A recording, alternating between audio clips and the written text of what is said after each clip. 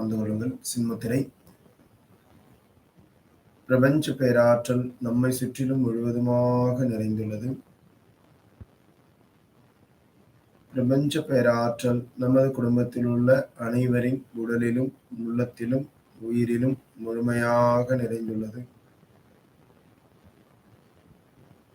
பிரபஞ்ச பேராற்றல் நமது உடலிலும், உள்ளத்திலும், உயிரிலும் முழுமையாக நிறைந்துள்ளது. பிரபஞ்ச சக்திக்கு நன்றி. ஏனெனில் இந்த உயிரை தந்து இப்புவியில் சிறப்பாக வாழ வைத்தமைக்கு. தாய்க்கு நன்றி. ஏனெனில் இந்த உடலையும் உயிரையும் அன்போடும் பாசத்தோடும் வளர்த்து தந்தமைக்கு. தந்தைக்கு நன்றி. ஏனெனில் இந்த உடலுக்கும் உயிருக்கும் தேவையான துணிவையும் அறிவையும் கொடுத்து வளர்த்தமைக்கு.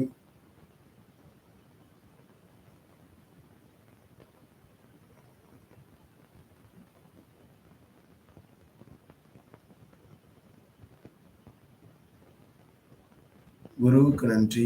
ஏனெனில் இந்த உடலுக்கும் உயிருக்கும் தேவையான ஞானத்தினையும் தக்க வழியையும் காண்பித்ததற்கு. ஆதியும் அந்தமுமாய் அனைத்திலும் நிறைந்திருக்கும் அற்புத ஆற்றலே, அணுக்களை அசைத்து அகிலத்தை இயக்கும் பிரபஞ்ச பேராற்றலே, சொற்களின் அதிர்வுகளாலும் காட்சிகளின் பதிவுகளாலும் எம் சிந்தையில் அடிக்கடி தோன்றும் எண்ணத்தின் உருவையே காணும் அவ்விடத்திலேயே உருவாக்கும் ஆற்றல் பெற்ற பிரபஞ்ச சக்தியே, உன்னை வணங்கி தொடங்குகிறோம். அருள்வாய் எமக்கு.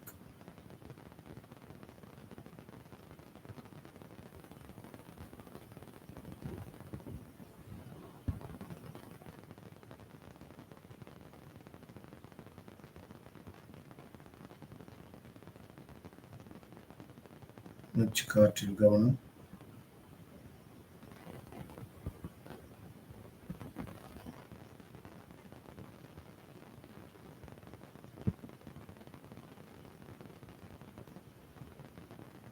உங்களுடைய எண்ணங்களின் மீது கவனம் வைங்க.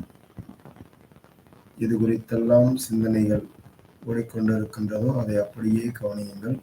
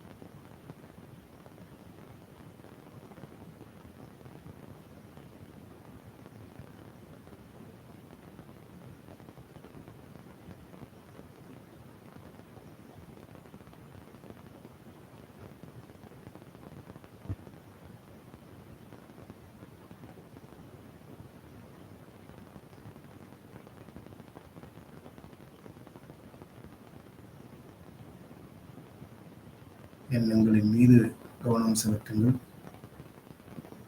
அதை ஒரு பார்வையாளராக பாருங்கள்.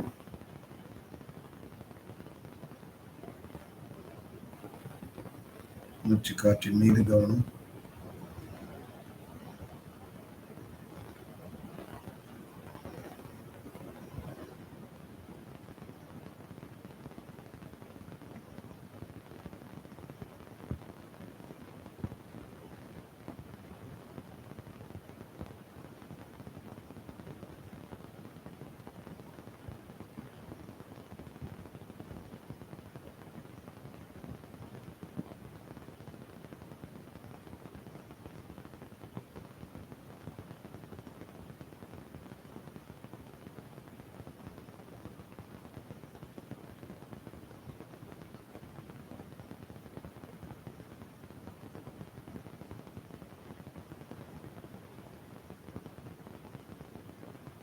இப்பொழுது எண்ணங்களின் மீது கவனம்.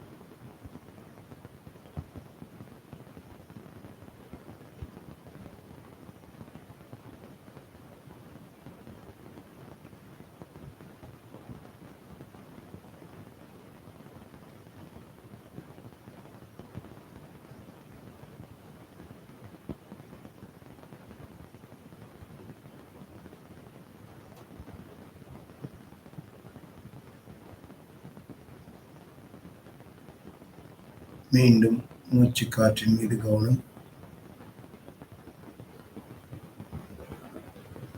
மூச்சு காற்றின் மீது கவனம் செலுத்துங்கள்.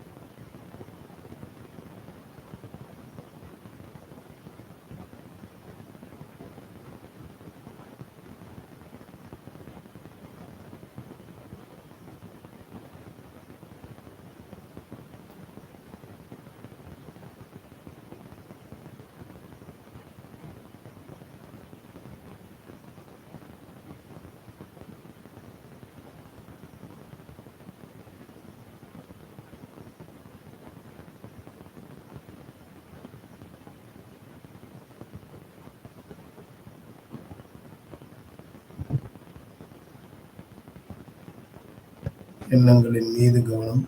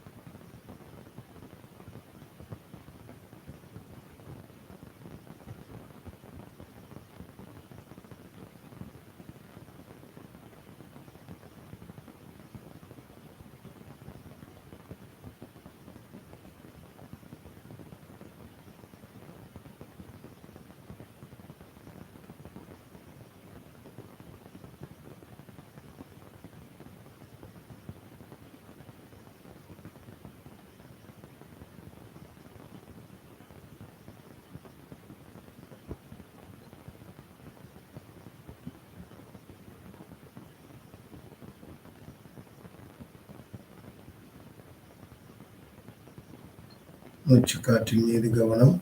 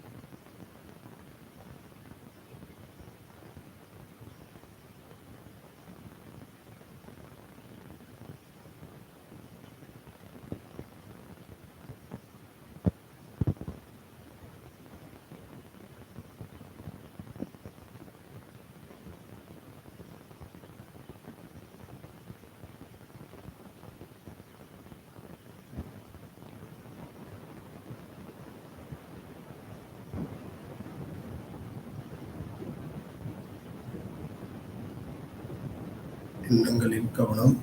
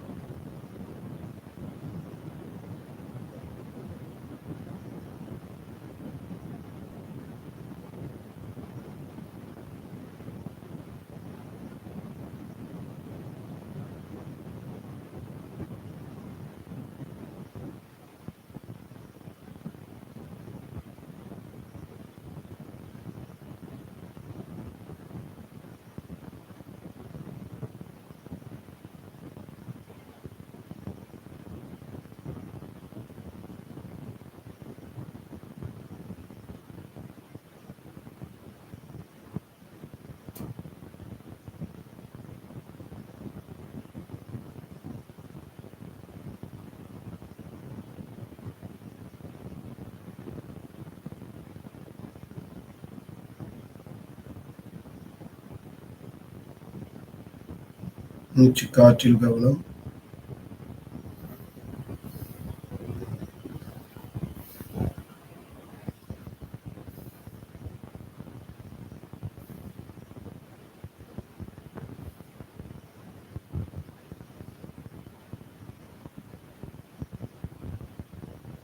துருவ நட்சத்திரத்தின் பேரருளும் பேரொளியும் சப்தரிஷி மண்டலங்களின் பேரருளும் பேரொளியும் நமது உடல் முழுவதும் படர்ந்து இரத்த நாளங்களில் கலந்து ஜீவ ஆன்மாக்கள் ஜீவ அணுக்கள் எல்லாம் கலந்து இன்று முதல் நமது எண்ணம் சொல் செயல் எல்லாம் புனிதம் பெற்று நாமும் நாம் பார்ப்பவர்களும் நம்மை பார்ப்பவர்களும் எல்லா நலமும் வளமும் பெற அருள்வாய் ஈஸ்வரா என்று வேண்டி தியானிக்கின்றோம்.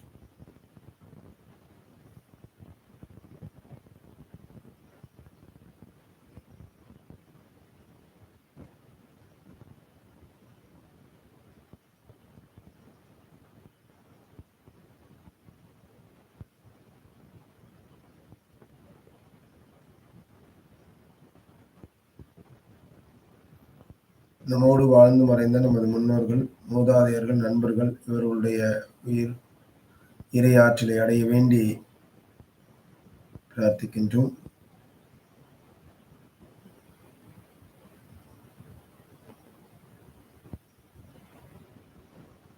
நமது தாய் தந்தையர்களை எண்ணி பார்க்கின்றோம். அவர்கள் நலமாகவும் பலமாகவும் இருக்கின்றார்கள். அவர்களை எண்ணி நாம் தியானிக்கின்றோம்.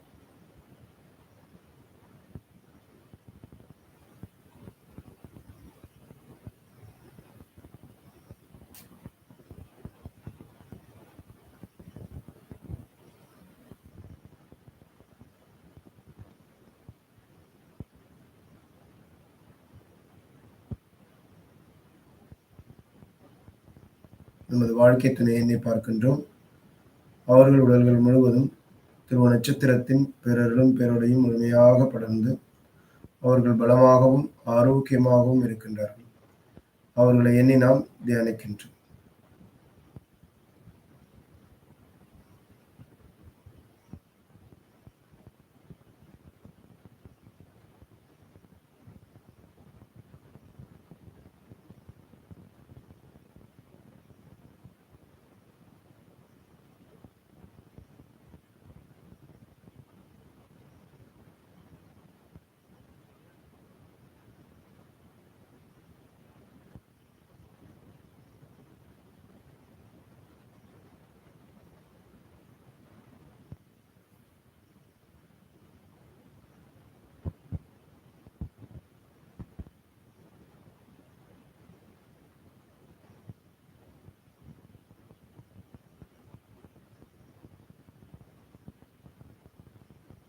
நமது குழந்தைகளை வரிசைக்கிரமமாக எண்ணி பார்க்கின்றோம். அவர்களுடைய முழுவதும் துருவ நட்சத்திரத்தின் பேரருளும் பேரொளியும் முழுமையாக படர்ந்து அவர்கள் பலமாகவும் ஆரோக்கியமாகவும் இருக்கின்றார்கள்.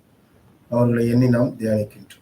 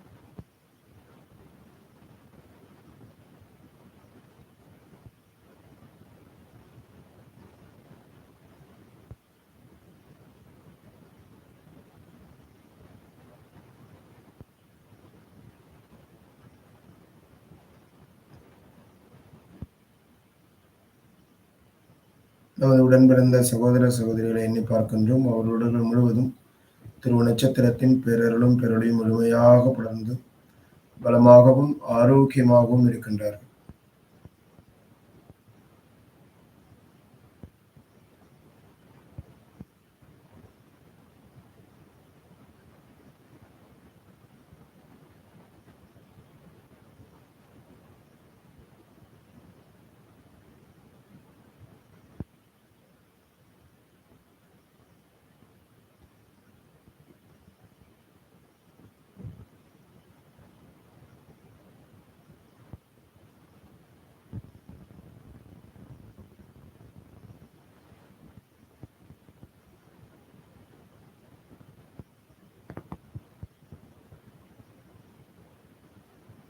உறவுகள் மற்றும் நட்புகளை எண்ணி பார்க்கின்றோம். அவர்களுடன் முழுவதும் திரு நட்சத்திரத்தின் பேரருளும் பேரொழியும் முழுமையாக படர்ந்து அவர்கள் பலமாகவும் ஆரோக்கியமாகவும் இருக்கின்றார்கள்.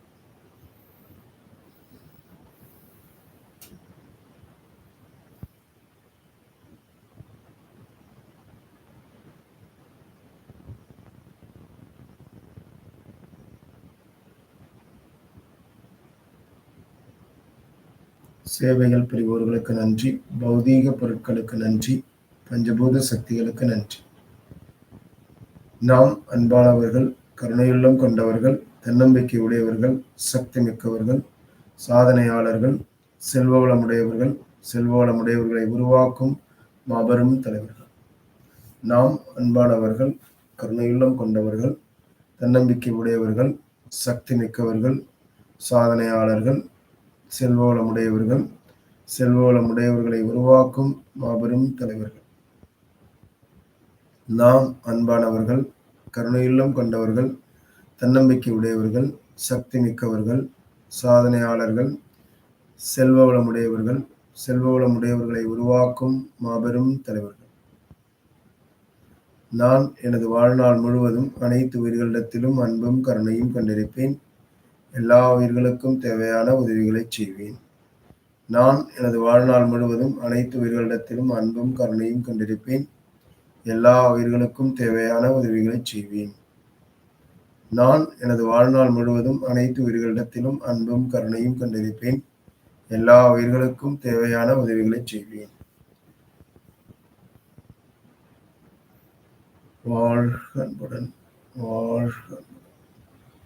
நான் மகிழ்ச்சியானவன், நான் ஆரோக்கியமானவன், நான் பொறுமையானவன், நான் சக்தி மிக்கவன், நான் சாதனையாளன், நான் செல்வ வளமுடையவன், அபரிமிதமான செல்வத்தை பெற்றிருக்கின்றேன். நான் அனைவரிடமும் அன்பாக பழகுகின்றேன். நான் அன்பானவன், நான் உற்சாகமானவன், நான் நம்பிக்கையோடு இருக்கின்றேன். நான் நேர்மறையாக சிந்திக்கின்றேன். நான் தெளிவாக இருக்கின்றேன். நான் அமைதியாக இருக்கின்றேன். நான் எப்பொழுதும் அமைதியாக இருக்கின்றேன். நான் மகிழ்ச்சியோடு இருக்கின்றேன். நான் சக்தி மிக்கவன். நான் சாதனையாளன். என்னால் முடியும். வெற்றி நிச்சயம். இரு கைகளையும் தலைக்கு மேல் கொண்டு சென்று ஒன்றோடு ஒன்று தேய்த்து உங்கள் முழுவதும் 3 முறை வருடிக் கொள்ளுங்கள். 1, 2, 3. இடது கையின் மீது வலது கை வைத்து உங்கள் பார்வையை மெல்ல விழித்து வாழ்க அன்புடன், வளர்க நன்றி உணர்வுடன், வாழ்க வளமுடன் என வாழ்த்தி உங்களுக்கு வசதியாக வந்து கொள்ளுங்கள்.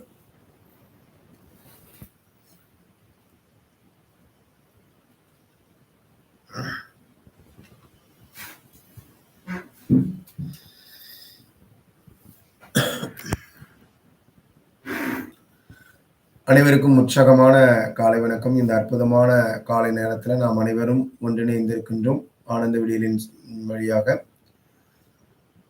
ஒவ்வொரு நாளும் ஒவ்வொரு தகவல்கள், நிறைய விஷயங்களோட நம்ம அன்னைக்கு 42வது நாள்ல இருக்கிறோம். முதல் லெவல் அப்படின்னு பார்த்தோம்னா, ஒவ்வொரு 7 நாட்களை நம்ம ஒரு லெவல் அப்படின்னு வச்சுக்கிட்டோம்னா, முதல் லெவல்ல வந்து பார்த்தீங்க அப்படின்னா, நம்மன்னா யாரு, நம்மளை சுற்றி இருக்கிறவங்க யாரு, நம்மளுடைய ஆழ்மனம், வெளிமனம், பிரபஞ்ச மனம், ஈர்ப்பு விதினா என்ன அப்படின்றத நம்ம பார்த்தோம். லெவல் 2 வந்து பார்த்தீங்க அப்படின்னா, உடல், உடலினுடைய மொழிகள், உடலினுடைய அறிவு, உடலுக்கு தேவையான சத்துக்கள், நாம என்ன மாதிரியான உணவை எடுத்துக்கணும், அந்த உணவினுடைய வகைகள், இதை பார்த்தோம். லெவல் 3 அப்படின்னு பார்த்தீங்க அப்படின்னா, ஆன்ம உலகம்னா என்ன, ஆன்ம உலகத்துல என்ன மாதிரியாக ஆன்மாக்கள் இருக்குது, அந்த ஆன்மாக்களுடைய தலங்கள் எப்படி இருக்குது, ஆன்மாக்கள் எங்கே இருக்கிறாங்க, அவங்களுடைய நோக்கம் என்ன, ஆன்மாக்களுடைய பயணம் என்ன, இவையெல்லாம் அந்த லெவல் 3 அப்படிங்கிற பார்த்தோம். லெவல் 4 நம்மளை வீழ்த்தக்கூடிய சக்திகள் எல்லாம் பெற்றுட்டு வந்திருக்க நமக்கு என்ன மாதிரியான சக்திகள் நம்மளை அந்த சக்தி இழக்க செய்து அப்படிங்கிறத நம்ம பார்த்தோம். சரிங்களா? இது லெவல் 4ல வந்து பார்த்தீங்க அப்படின்னா, நம்ம பார்த்துட்டு இருக்கிறது இந்த இழக்கக்கூடிய சக்திகள் இருக்கு இல்லையா, அதை வந்து எப்படி வந்து நம்ம தடுக்கலாம் முடியாது.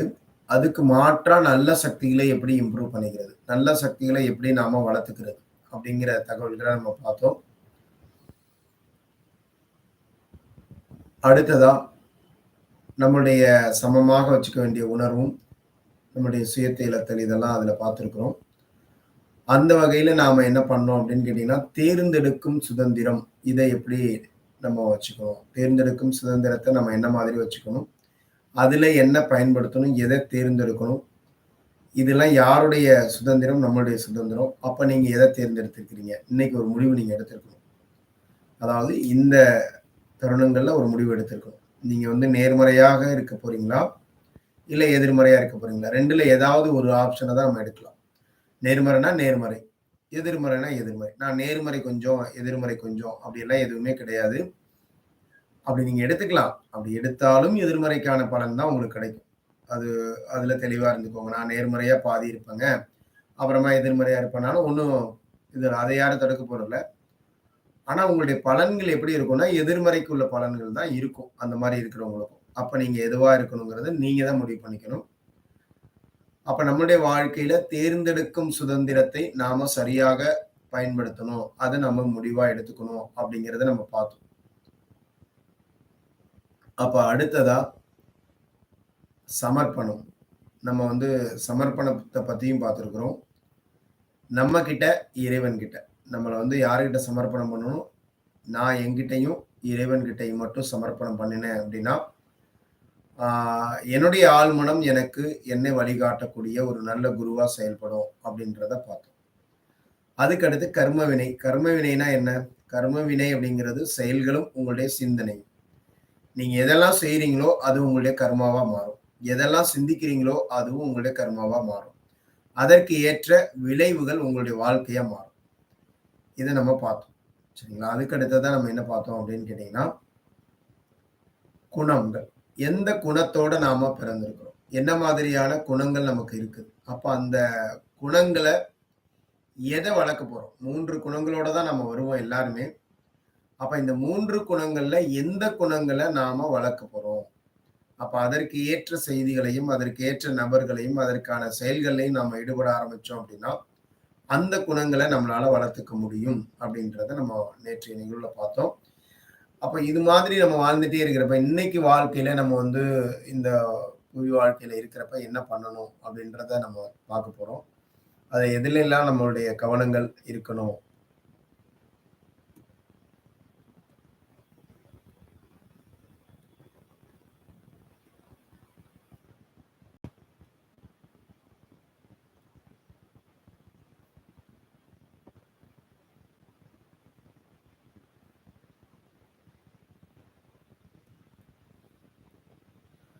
ஆனந்த விடியல் 42. அதாவது இன்றைய பயணத்துல நம்ம என்ன பார்க்க போறோம்னா, ஆ நம்மளுடைய குடும்பம், அந்த குடும்பத்துல இருக்கக்கூடிய உறவுகளான தாய், தந்தையை, வாழ்க்கை துணை, நம்முடைய குழந்தைகள், ஆ நம்மள சுத்தி இருக்கக்கூடிய உறவுகள், நட்புகள், அடுத்து நம்ம. சரிங்களா? இதெல்லாம் நம்ம என்ன மாதிரி கையாளணும்? இப்ப நம்ம இன்னைக்கு ஒரு மெடிடேஷன் பண்ணோம் இல்லையா? இந்த மெடிடேஷன் எல்லாரும் எப்படி ஃபீல் பண்ணீங்க அப்படின்னு சொல்லி நீங்க வேணா கண்டிப்பா ஆடியோவோ இல்ல இங்கேயே கூட பதிவு பண்ணுங்க. எண்ணங்கள கவனிக்கிறப்ப அது பாட்டுக்கு கன்னா பின்னான்னு என்னென்னமோ ஓடிட்டு இருக்கும். மூச்சு காற்ற கவனம் செலுத்துங்கங்கிறப்ப உங்களுக்கு எண்ணங்கள் ஸ்டாப் ஆயிரும். நல்லா புரிஞ்சிருப்பீங்க. ஆழமா பார்த்திருந்தீங்கன்னா, எண்ணங்கள கவனிக்க சொன்னப்ப நெறைய எண்ணங்கள் ஓடிட்டே இருந்திருக்கும். என்ன பண்றது? நம்ம இன்னைக்கு என்ன பண்ண போறோம்? அந்த வேலை, இந்த வேலை அப்படியே வரிசையா போயிட்டே இருந்திருக்கும். மூச்சு காற்றுல கவனம் செலுத்துங்கன்னு சொன்னப்ப, அந்த எண்ணங்கள் ஸ்டாப் ஆயிரும். இத உணர்ந்தீங்கன்னா, இன்னைக்கு அந்த மெடிடேஷன பத்திய ஒரு புரிதல் உங்களுக்கு வந்திருக்கும். எத்தன பேர் அத உணர்ந்தீங்க அப்படிங்கிறது எனக்கு தெரியல. தெரியப்படுத்துங்க. ஏன்னா, எண்ணங்கள் அப்படின்னு நம்ம கவனிக்க ஆரம்பிச்சோம் அப்படின்னாலோ, அல்லது எண்ணங்கள தடுக்கணும், இந்த எண்ணத்த தடுக்கணும், அத தடுக்கணும்னு நீங்க நெனச்சீங்கனாலும் முடியவே முடியாது. அது பாட்டுக்க 60,000 எண்ணங்களும் அப்பவே வந்துரும். எல்லாம் ஓடிட்டே இருக்கும். ஆனா, உங்கள் மூச்சு காற்று மேல கவனம் செலுத்துங்க அப்படின்னு அந்த மூச்சு காற்று எப்படி போகுதுன்னு பார்க்க ஆரம்பிச்சீங்கன்னா, எண்ணம்லாம் ஸ்டாப் ஆயிடும். மூச்சு காத்த நெனச்சுக்கிட்டு இருக்கப்ப உங்களால எண்ண முடிஞ்சுதான்னு நெனச்சு பாருங்க. ட்ரை பண்ணி பாருங்க. மூச்சு காற்றுல கவனம் வச்சுக்கிட்டே உங்களால நெனைக்க முடியுதான்னு பாருங்க. முடியாது. எண்ணங்கள போயிட்டு இருக்கப்ப, அப்ப போய் மூச்சு காற்ற கவனிக்கலாமான்னா, அதுவும் முடியாது அப்போ. இந்த 2மே வேறு வேறாக போயிருக்கிறத நீங்க உணர்ந்திருக்கணும். அப்படி உணர்ந்தீங்களா அப்படிங்கிறத பதிவு பண்ணுங்க. சரிங்களா? அப்போ அந்த மாதிரியான ஒரு தியானம் தான் இன்னைக்கு பார்த்தோம். இது ஏன் நம்ம பார்க்கணும் அப்படின்னா, நம்மள பத்தி நம்ம யோசிக்கிறதே இல்லைங்க. நம்ம பாட்டுக்கு ஓடிட்டே இருக்கிறோம்.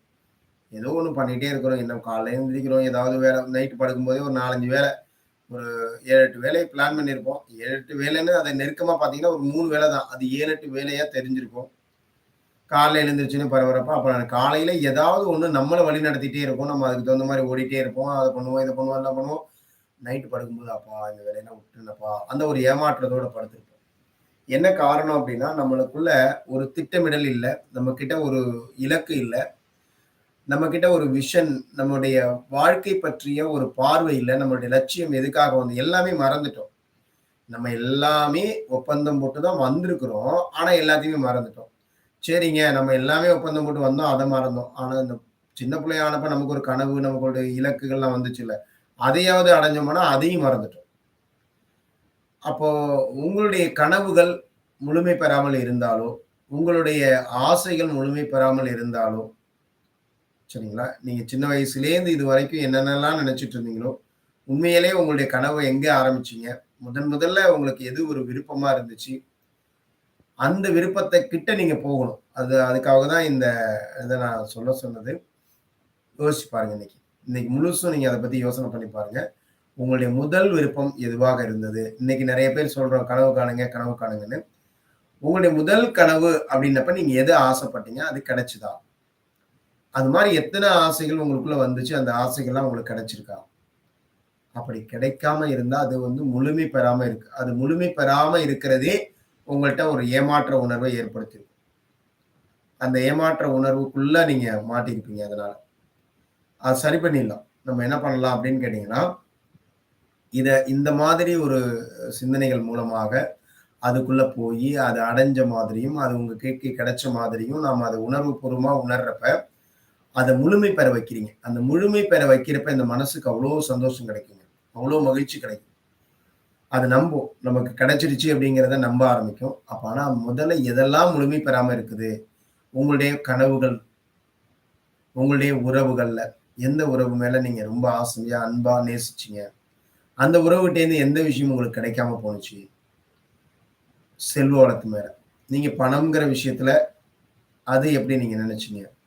உங்களுடைய நம்பிக்கை, இது மாரி ஒவ்வொன்னையும் நீங்க உணர்ந்து பார்த்தீங்க அப்படின்னா, எந்த இடத்துல அதெல்லாம் ஆரம்பிச்சது, நமக்கு அதெல்லாம் முழுமை பெற்றிருக்கா?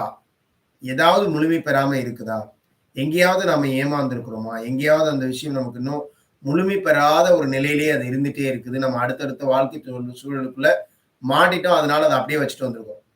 அத அப்படியே வச்சுட்டு வந்திருந்தீங்க அப்படின்னா, நீங்க பொய்யா வாழ்ந்துட்டு இருக்கிறீங்க. அப்ப அத முழுமை பெற வைக்கணும். அப்ப அதுக்கு என்ன பண்ணணும்? அப்படின்ற ஒரு தகவல்கள் நம்ம இன்னைக்கு பார்க்கிறோம். இப்ப நமக்குன்னு ஒரு குடும்பம். நம்ம இந்த இந்த தாய் தந்தையர தேர்ந்தெடுத்தோம். அந்த தாய் தந்தையர நாம தான் தேர்ந்தெடுக்கிறோம். ஏன்னா, நம்மளுடைய செயல்கள நாம என்ன பண்ணணும்னு நெனச்சு வந்திருக்கிறோம். அவங்க மூலியமா அவங்க தான் இந்த உடல் குடுக்குறாங்க. இந்த வாகனம். நீங்க உண்மையிலேயே யாரோ ஒருத்தவங்க ஒரு கார் அன்பளிப்பா பரிசா குடுக்குறாங்கன்னு வச்சுக்கோங்களேன். நீங்க என்ன பண்ணுவீங்க? உண்மையிலேயே நம்ம ரொம்ப ஒரு இதா நம்மளோட குடும்பங்கிறது இதுதான். அப்புறம் நம்ம என்ன பண்றோம்? நம்ம வாழ்ந்துட்டே இருக்கும்போது நமக்கு ஒரு துணைய தேர்ந்தெடுக்கிறோம். அது நம்ம தான் தேர்ந்தெடுக்கிறோம். நம்ம தான் விருப்பப்படுறோம். எந்த விருப்பத்துல, எப்படி, எதன் அடிப்படையில அத தேர்ந்தெடுத்தோம் அப்படிங்கிறது நம்மளுடைய கர்மா. நீங்க கர்மாங்கிறது செயல். நீங்க எத விரும்புனீங்க? பணத்து மேலயா? நல்ல அன்பா? இல்ல என்ன என்ன விரும்புனீங்க? இல்ல எது வந்துறக்கூடாதுன்னு விரும்புனீங்க? இதுல தான் அது அமையப் போகுது. அப்படி அமைஞ்சோனே அது ஒரு குடும்பமா மாறியாச்சு. ரைட்டுங்களா? அப்போ நீங்க 2 பேரும் என்ன தன்மையோட இருக்கிறீங்களோ, நீங்க 2 பேரும் என்ன மாதிரியான நிலையில இருக்கிறீங்களோ, இந்த தன்மையும், இந்த நிலையும் ஏதோ ஒரு ஆன்மாவுக்கு தேவைப்பட்டிருக்கும். அந்த ஆன்மா வளர்றதுக்கு தேவைப்பட்டிருக்கும். அப்ப அந்த ஆன்மாக்கள் உங்களை தாய் தந்தையரா தேர்ந்தெடுத்திருக்கும். அதுவும் இப்ப எதுக்காக வந்திருக்கு? இந்த மாதிரியான குணாதிசயம் பொருந்திய தாய் தந்தையர் வேணும் அப்படின்னு நெனச்சு தான் அது வந்திருக்கும். அது எப்படிப்பட்ட தாய் தந்தையர்ன்னு நம்மள பொறுத்து தான் அது அமையும். இப்ப நாம ஒரு குடும்பமா இருக்கிறோம். இதே மாரி ஒவ்வொரு ஒவ்வொரு ஆன்மாக்களும் குடும்பமாக இங்க வாழ்றாங்க. இந்த ஆன்மாக்களுக்குள்ள ஒரு எப்பயுமே ஒரு தொடர் சொந்தம் இருந்துட்டே இருக்கு. அப்ப இந்த உணர்வுகள், இந்த குடும்பத்துல இருக்கக்கூடிய ஒவ்வொருத்தருடைய உணர்வுகள நீங்க மதிக்கிறீங்களா? முதல்ல அவங்களுடைய உணர்வுகளுக்கு நாம முக்கியத்துவம் குடுக்குறோமா? அந்த குடும்பத்துல இருக்கிறவங்களுடைய உணர்வுகளுக்கு நாம இன்னைக்கு நம்முடைய அவங்க எப்படி நீங்க உங்களுடைய உணர்வுகளுக்கு முக்கியத்துவம் குடுக்கணும்னு நீங்க நெனைக்கிறீங்களோ, அதே மாரி அவங்களுக்குள்ளயும் உணர்வுகள் இருக்கலாம். அது என்ன மாதிரியான உணர்வுகளா இருக்கலாம்? நல்லதாவும் இருக்கலாம், நல்லது இல்லாமலும் இருக்கலாம். அவங்க நேர்மறைய பின்பற்றவங்களா இருந்தா நல்ல உணர்வுகளா இருக்கும். நேர்மறைய பின்பற்றாதவங்களா இருந்தா அது எதிர்மறையா தான் இருக்கும். ஆனால் அவங்க விரும்பக்கூடியது என்னன்னா, அதுக்கு ஒவ்வொருத்தரும் முக்கியத்துவம் குடுக்குறாங்களா? ஆனா எல்லாரும் விரும்புறது அன்புங்கிற ஒரு விஷயத்த விரும்புறாங்க. எல்லாருக்குள்ளயும் இந்த அன்பு அப்படிங்கிறது அவங்களுக்கு தேவைப்படும். இந்த அன்பு கிடைக்காதனால தான் அவங்க என்ன பண்ணியிருப்பாங்கன்னா, நேர்மறை இல்லாத ஒரு விஷயத்த கையில எடுத்திருப்பாங்க. அவங்களுடைய கனவுகள் அதே போல அவங்களுக்கு என்ன பண்ணியிருக்காதுன்னா, முழுமை பெற்றிருக்காது. அவங்களுடைய நம்பிக்கைய எங்கேயோ ஒரு இடத்துல இழந்திருப்பாங்க. அவங்க ஒரு கட்டத்துல ஏதாவது ஒரு விஷயத்துல தவறான ஒரு இதுலக்குள்ள போயிருக்கும்போது என்ன ஆயிருக்கும் அப்படின்னு கேட்டீங்கன்னா, அவங்க அப்படியே அந்த உணர்வுகளே இருந்துட்டு இருப்பாங்க. உங்ககிட்டேருந்து அவங்களுக்கு அன்பும், உண்மையான அன்பும், அவங்களுடைய கனவுகள கண்டுபிடிச்சு, அவங்களுக்கு என்ன தேவைன்னு உணர்ந்து, அவங்களுடைய நம்பிக்கையை நீங்க பெறக்கூடிய நபரா மாறுங்க. நீங்க பொறுமையா அவங்க கிட்ட நடந்துக்கோங்க. அந்த குடும்பத்துல இருக்கக்கூடிய எல்லா உறுப்பினர்கள்ட்டயும் நீங்க நினைக்கலாம், நாங்க ஏங்க பொறுமையா நடந்து போணும்? அவங்கலாம் இப்படி நடக்குறாங்க, அப்படி நடக்குறாங்க. யார் ஒருத்தங்க ஆன்மீக பாதை முடிவெடுத்து நேர்மறையான வழியில பயணிக்க ஆரம்பிச்சுட்டாங்களோ, அவங்க தான் எல்லாருக்கும் பொறுத்து போகக்கூடிய நபரா இருப்பாங்க. அவங்க தான் எல்லாரையுமே ஏற்றுக்கொள்ளக்கூடிய நபரா இருப்பாங்க. ஏன்னா, நீங்க எல்லாம் தெரிந்தவர்கள். அவங்க எதுவுமே தெரியாதவங்க. தெரிஞ்சவங்க தெரியாதவங்கள்ட்ட பொறுமையா போகணுமா? தெரியாதவங்க உங்ககிட்ட பொறுமையா போகணுமா? அவங்க தெரியாத இடத்துல இருக்கிறாங்க. அப்ப நீங்க தான் என்ன பண்ணணும் அப்டின்னா, பொறுமையா போகணும். வேற வழியே இல்ல. ஏன் அப்டின்னா, நான் தேர்ந்தெடுக்கிற வழியில சரியா போகணும்னா, எனக்கு இது வேணும். இந்த பண்பு என்கிட்ட இருந்து தான் ஆகணும். இது இருக்கா இல்லையான்னு சோதனை பண்றதுக்கான கருவிகளா கூட அந்த உங்க குடும்ப உறுப்பினர்கள் இருப்பாங்க. ஏன்னா, நீங்க முடிவெடுத்துட்டீங்க. உண்மையிலேயே உங்கள்ட்ட அந்த பண்பு இருக்குதா? இல்ல சும்மா தான் நீங்க நடிக்கிறீங்களா? அப்படிங்கிறதுக்கான ஒரு டெஸ்ட் உங்களுக்கு வைக்கப்படும். அதுல எல்லாம் நீங்க எப்படி இருக்கிறீங்க? இது எல்லாத்துக்கும் இந்த உங்களுடைய குடும்பம் வந்து முக்கியமான கருவியா இருக்க போகுது. அந்த குடும்பத்துல நான் முன்னாடியே சொன்ன மாரி முதல்ல ஒரு தாய் தந்தையர் தான் அதுல முக்கியமான நபர். ஏன்னா அவங்கள தான் நம்ம தேர்ந்தெடுத்தோம். அவங்க தான் நமக்கு இந்த வாகனத்தையே குடுத்துருக்காங்க. சும்மா கார் குடுத்தவங்க, பேனா குடுத்தவங்க, பைக் குடுத்தவங்க, இந்த மாரி குடுத்தவங்களயே நம்ம எப்படி பார்க்குறோம்? எவ்வளோ நன்றியோட பார்க்குறோம். அப்ப இந்த உடல், இந்த ஆன்மா வாழ்வதற்கு, உங்களுடைய போன பிறவியில இருக்கக்கூடிய தீர்வையெல்லாம் தீர்க்கிறதுக்கு, உங்கள நல்லா முன்னேற்றம் பண்ணிக்கிறதுக்கு, இந்த ஆன்மாவ உயர்ந்த நிலையில உருவாக்குறதுக்கு ஒரு உடல் தேவைப்பட்டது. உங்களுடைய டாபிக்குக்கு தகுந்த மாதிரி அவங்க அந்த இடத்துல இருந்திருக்கிறாங்க. உங்களுடைய டாபிக்கு தகுந்த மாதிரியான சூழல்களை அமைச்சு கொடுக்கக்கூடிய ஒரு நபரா இருந்திருக்கிறாங்க. அப்படிப்பட்ட ஒரு நபர்களுக்கு நாம நன்றி தெரிவிக்கணும் முதல்ல. அவங்க மேல நீங்க அன்கண்டிஷனல் லவ், எதிர்பார்ப்பே இல்லாத அன்பை நீங்க குடுக்குற நபரா இருக்கணும். உண்மையான நேசத்தை வெளிப்படுத்த இந்த தாய் தந்தையர்கள் மிக மோசமானவங்களா கூட இருக்கலாம். உண்மையிலேயே அவங்க தப்பானவங்களா கூட இருக்கலாம். நெறைய கெடுதல் பண்ணிட்டு இருக்கவங்களா கூட இருக்கலாம். எல்லாமே இருக்கலாம். அதுக்கு நீங்க துணை போகணுங்கிற அவசியம் இல்ல. ஆனா அவங்க மேல நீங்க உண்மையான அன்ப வச்சுக்கோங்க. அவங்க கிட்ட உண்மையாவே நீங்க அவங்க செய்றது தவறுங்கிறத பக்குவமா தெரியப்படுத்துங்க. அவங்களுக்காக நீங்க தினசரி இறைவன்ட்ட வேண்டிக்கோங்க. கடவுளே, இறைவா, என்னுடைய தாய் தந்தையருடைய ஆழ் மனதை விழிப்பு நிலைக்கு கொண்டு வா. அவங்க உண்மையான அன்பினை அனைவரிடத்திலும் வெளிப்படுத்தவும், உணரவும் அவங்களுக்கு நீ அருள் புரிவாயாக அப்படின்னு அந்த இறைவன்ட்ட நீங்க உங்களுடைய பிரார்த்தனை அடிக்கடி பண்ணிட்டே இருங்க. அவங்கள நல்ல முறையில வழி நடத்துறதுக்கு, மோசமான வழியில அவங்க போயிட்டு இருக்காங்கன்னா, அவங்கள மாற்றுவதற்கு அது ஒரு வாய்ப்பா இருக்கும். சரிங்களா? அப்போ நீங்க அவங்க மேல அந்த அன்புன்றத வச்சுக்கணும். உண்மையான அன்ப அவங்களுக்கு வெளிப்படுத்தணும். அதுக்காக அவங்க அவங்க சொல்ற எல்லாத்துக்கும் நீங்க ஆமாம் போடுறது இல்ல. ஒரு தவறான தாய் தந்தையரா இருக்காங்க, நேர்மறை இல்லாத தாய் தந்தையரா இருக்கிறாங்க அப்படிங்கிறதுக்காக அவங்க தவறான வழியில போறாங்கன்னா, அத அப்படியே நீங்களும் ஃபாலோ பண்ணுங்க. அவங்க சொல்றதெல்லாம் கேளுங்க அப்படி கிடையாது.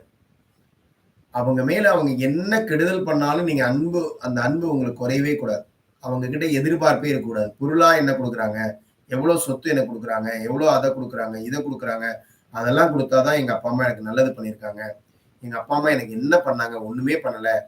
இப்படியெல்லாம் நீங்க நினைக்கவே நினைக்காதீங்க. ஏன்னா, அது உங்களுடைய கர்மாவா மாறி உங்களுக்கு பாதிப்பை ஏற்படுத்தும். அப்ப அவங்க மேல நீங்க என்ன தான் பண்ணணும்? அன்பை மட்டும் தான் செலுத்தணும். அன்பு மட்டும் தான் குடுக்கணும். அவங்களுக்கு நீங்க ஆதரவா இருங்க.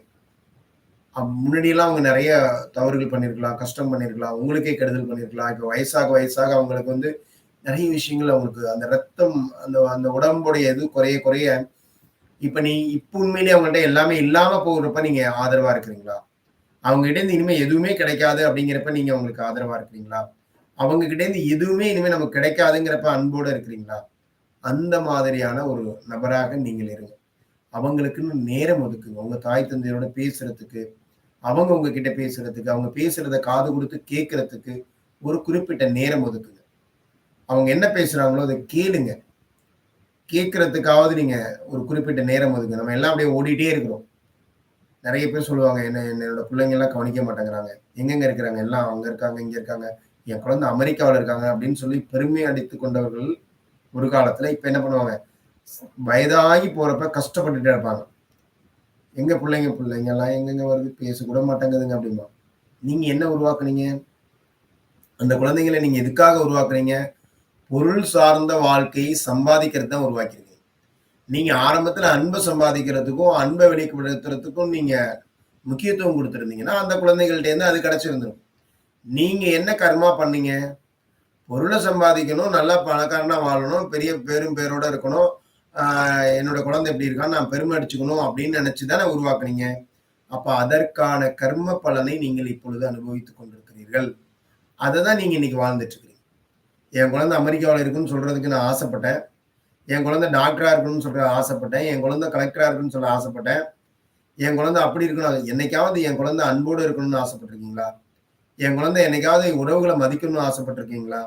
என்னைக்காவது என் குழந்தை தாய் தந்தையர் மேல நேசமா இருக்கணும்னு நீங்க ஆசைப்படுறீங்களா?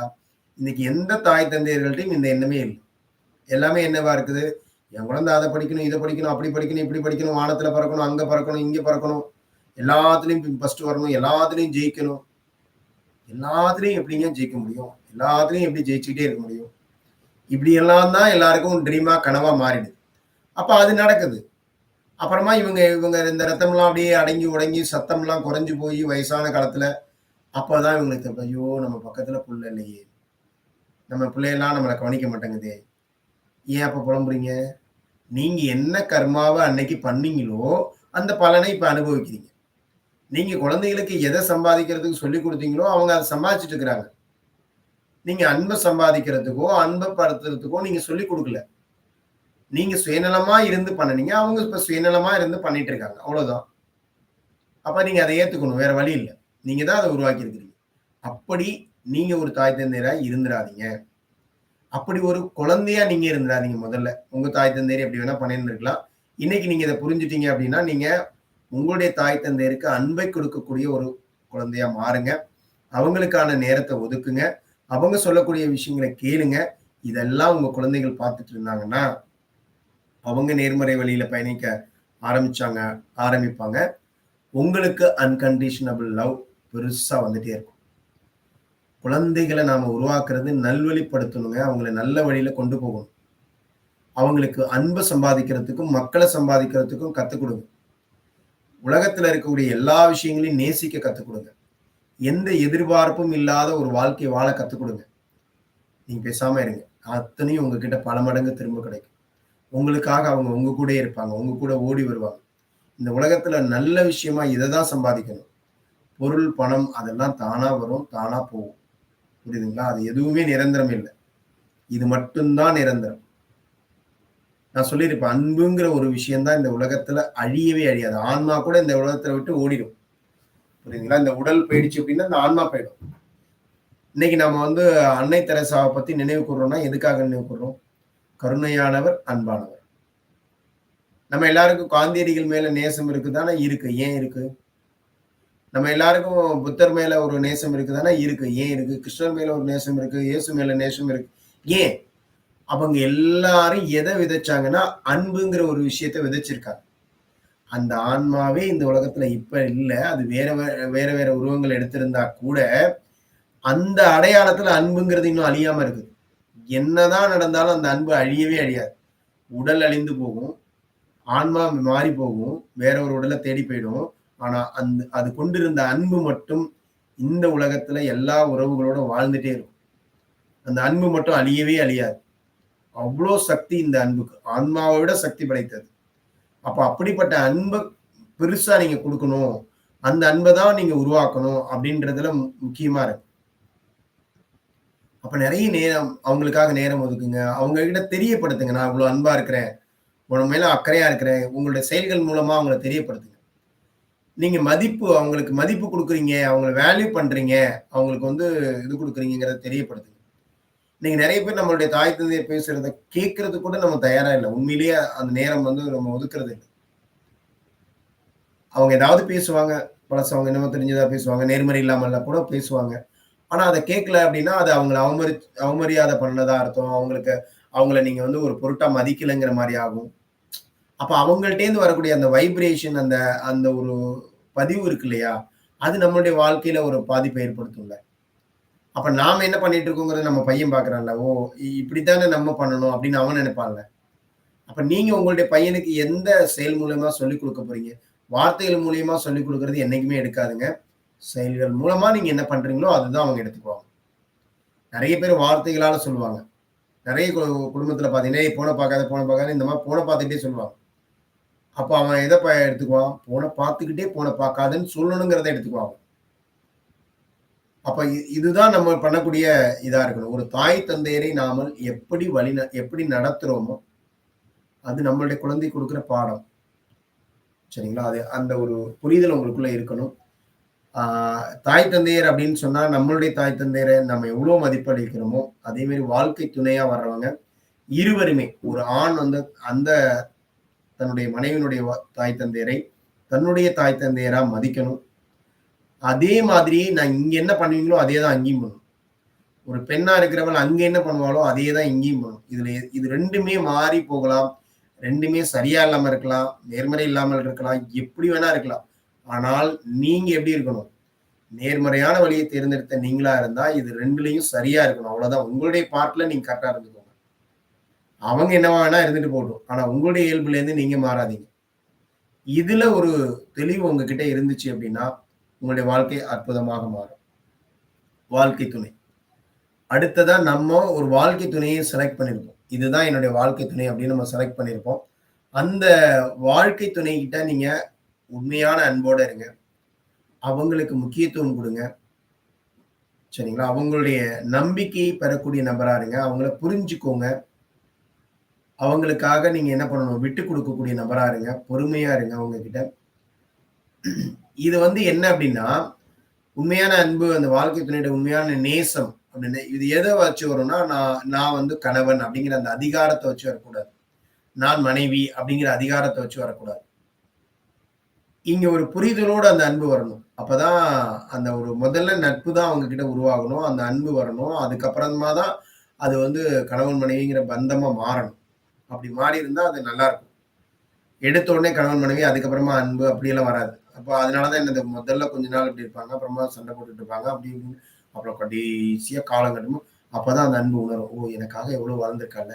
எனக்காக எவ்வளவு வாழ்ந்திருக்காருல்ல அப்படின்னு. இத முன்கூட்டியே அந்த வாழ்க்கை துணைய நெனச்சு பாருங்க. அவங்க எவ்வளோ பெரிய தியாகம் பண்ணிட்டு வந்திருக்காங்க. ஒரு பெண்ணுன்னா, அவங்களுடைய 20 வயசு, 22 வயசு, 20 வருஷம் வாழ்ந்த அந்த இடத்த விட்டுட்டு உங்களுக்காக வந்திருக்காங்க. அவங்க சொன்னத செஞ்சு அவங்க அப்பா, அம்மா கை நீட்டினத வச்சு வந்திருக்காங்க. அப்ப அவங்களுடைய தாய் தந்தையர மிஸ் பண்றாங்க. சகோதரர்கள மிஸ் பண்றாங்க. சகோதரிகள விட்டுட்டு வந்திருக்காங்க. எல்லாம் அப்ப நீங்க என்னவா இருக்கணும்? எல்லாத்தையும் சேர்த்து குடுக்குற ஒரு நபரா இருக்கணும். அங்க அத்தன பேர்ட்ட அந்த கிடைச்ச அன்ப குடுக்குற நபரா நீங்க இருக்கணும். ஒருவேள அங்க அத்தன பேர்ட்டயும் இவ்வளவு அன்பு அவங்களுக்கு கிடைக்காம இருந்திருந்து, நீங்க கொஞ்சமா காமிச்சா கூட அவங்களுக்கு அவ்ளோ பெருசா தெரியும். ஆனா நீங்க அத்தன பேரும் நேர்மறையான வழிகள்ல பயணிச்ச நபரா இருந்து, பயணிக்கக்கூடிய நபரா நீங்க எடுத்துக்கிட்டு, நீங்க நேர்மறையா பயணிக்கிறதுனால அவ்ளோ அன்பையும் நீங்க குடுத்தீங்க அப்டின்னா, அப்போ அவங்களுக்கு நீங்க முக்கியத்துவம் குடுக்குறீங்கன்னு அர்த்தம். அவங்களுடைய நம்பிக்கை உங்க மேல அப்படி இருக்கும். 2 பேருக்குள்ள ஒரு புரிதல் இருக்கணும். இந்த நம்பிக்கை 2 பேருக்குள்ள இருக்கணும். கணவன் மனைவிய நம்பணும். மனைவி கணவன் நம்பணும். இந்த நம்பிக்கை எங்க சிதைஞ்சு போதோ, எங்க சந்தேகம் வருதோ, அப்ப அந்த உறவுகள்ல விரிசல் வரும். நம்பிக்கை கரெக்ட்டா இருக்கு. அவ்வளவுதான் முடிஞ்சது போச்சு. என்ன யார் சொன்னாலும் அத பத்தி நீங்க யோசிக்க வேண்டியது. உண்மையிலேயே அந்த நம்பிக்கை சரியா இருக்குது. ஒருவேளை நம்பிக்கையில உண்மையிலேயே அவர் தவறு தான் பண்றாரு. ஆனாலும் நீங்க நம்பிக்கையில மட்டும் நீங்க மாறக்கூடாது. நான் உங்க மேல நம்பிக்கை வச்சிருக்கேன், நம்பிக்கை வச்சிருக்கேன். இந்த வார்த்தைய சொல்லிட்டே இருக்கணும். ஏன்? அவரு திரும்ப எங்கேயாவது தப்பு பண்ண போறப்ப கூட அந்த நம்பிக்கையா இருக்கிறேங்கிற இந்த வார்த்தை அவர தடுத்துரும். இந்த வைப்ரேஷன் அவங்கள தடுத்துரும். சில பேர் என்ன பண்ணுவாங்கன்னா, தவறான வழிகள்ல போயிட்டு இருக்க ஆணையோ அல்லது பெண்ணையோ டைரக்ட்டா அத வந்து கேட்கறது, இல்லன்னா பல உறவுகள்ட்ட அத பத்தி சொல்றது, இந்த மாரி பண்றதுனால அவங்களுக்கு வந்து வெளிச்சம் போட்டு குடுக்குறோம் நம்மளே.